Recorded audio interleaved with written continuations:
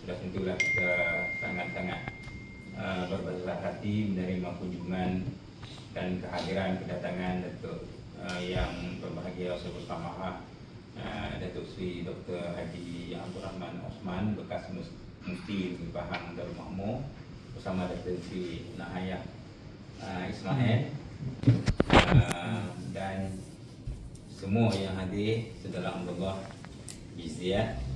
Ni saya ingat Puan Rahila buat program baru ni. Buat program baru ni. Jadi dan semualah rakan-rakan multimedia yang ada. Namanya kita syukur kepada Allah Subhanahu Wa Taala kerana Allah pilih kita untuk berada di satu tempat dipanggil ikonik, bangunan yang mengatasi KLCC lah. Dia punya reputasi dia di seluruh dunia.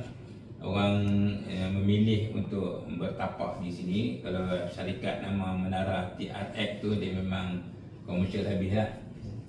Image corporate yang tertinggi kalau di Malaysia banding dengan KLCC. Walaupun KLCC tu masih okey, tapi inilah tempat baru. Dan kita syukur kerana Allah beri ruang untuk kita duduk sekali dalam majlis ni bersama dengan saya bersama Datuk Seri.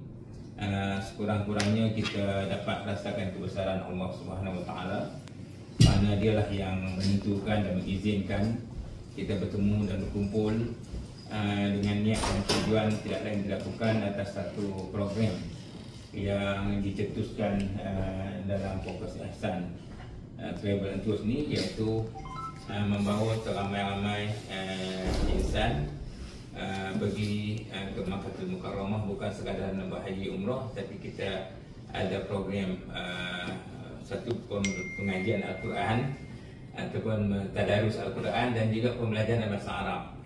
Dan ini pun sebenarnya Fokus Ihsan ni dia dah puluhan tahun lah. Kalau band ni dia universiti dulu, UTM Skudai, dia dah buat travel, kendalikan student, bersyarah semua. Sampailah dia berhenti habis belajar, dia sambung buat trip seluruh dunia dia bawa.